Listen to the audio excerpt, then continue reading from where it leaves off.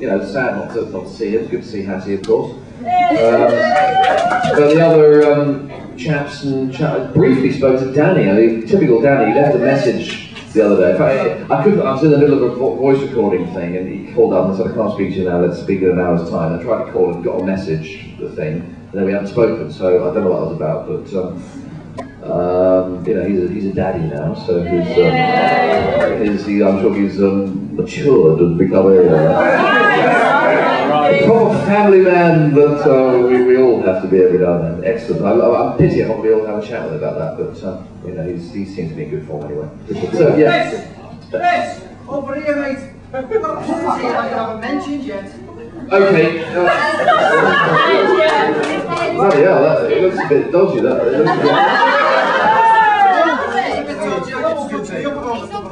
It's a very good puppet, actually. It looks alarmingly lifelike. It's not. Yeah. Okay. Yeah. In a minute. Have you finished? No, that was incidental. The thing I was going to ask, could you know for your voice work on Spitting Image? Are you offered any parts in animated films, or do you prefer to do films where your visual is on screen?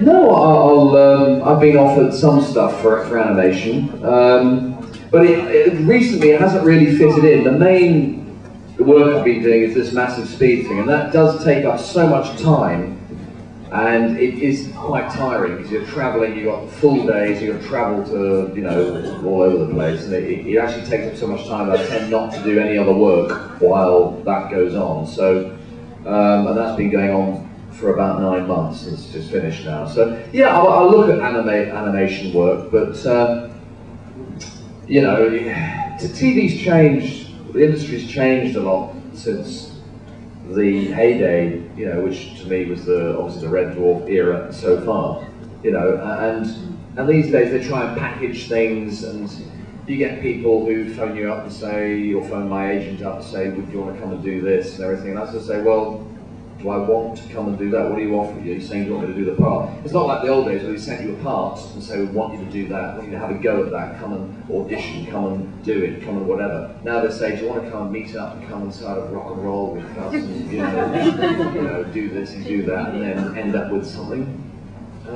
Not really, no, but I want to do a part. Do you know what I mean? Maybe, you know, maybe I'm a little bit traditional maybe for some of the way some people want to do it, but then other people aren't like that, so I'm still open to animation. I'm not, in many ways it's good sometimes not to have your face on the screen. Love you to a million bits, I really do, mate. I love you to a million bits. But this guy here, yeah, he's got a puppet called Ed. He only does the ventriloquist, he can't actually do the voices over it. I was wondering, just on the spare of a moment, whether you could do the voice for his puppet, because you are particularly amazing. Right. So do you have a voice for him now? Yeah, he has, but it's a little bit lame, but to be honest. Well, give me the voice now. Tell me how he talks now. Well, hi there. How you doing, Fred? Actually, it's a little bit crap. If you... That's bloody good, actually. I think that's pretty good. I love you to bits, but I was wondering if maybe you could do a little voiceover for him. He actually was saying to me... Hey, do you want to shut up a minute? I'm on the microphone. That's pretty good. Now, can I speak to this puppet? Excuse me, sunglasses man. Ed, Toothless Ed. Can you, where do you come from? Me? No.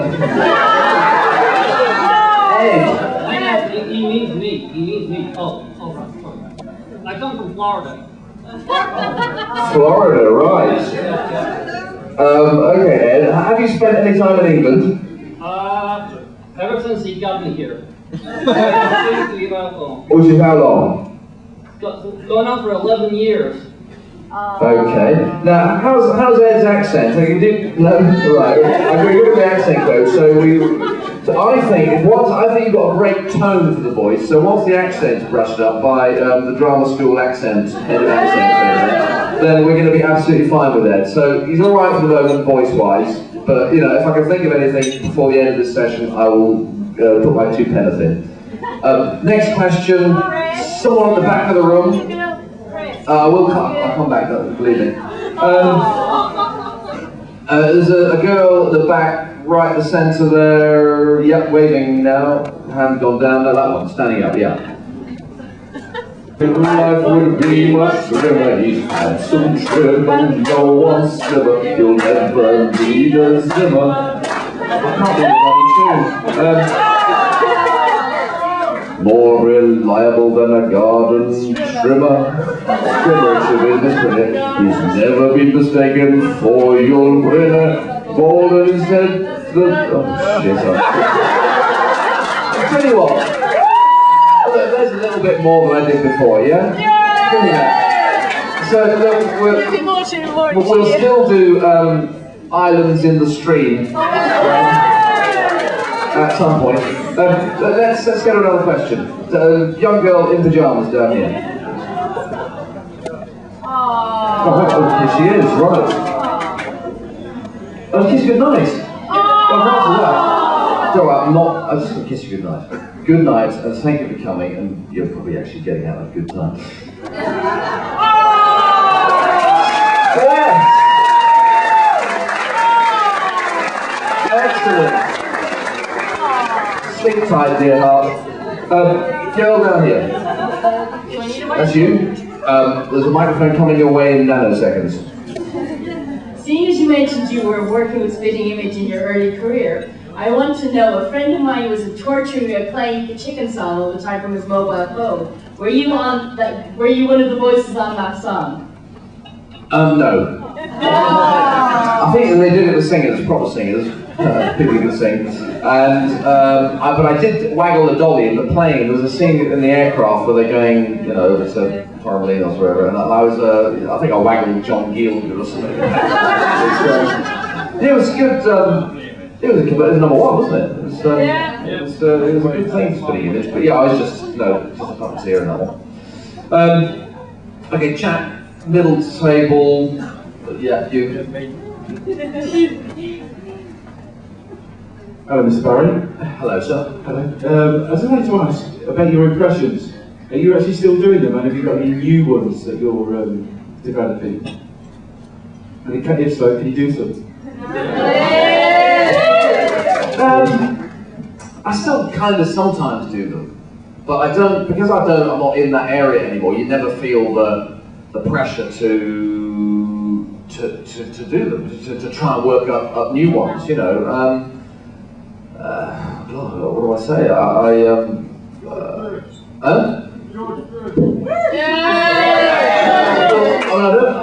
I used to do George Bush Senior. It's the same, isn't it? I can do all these old ones,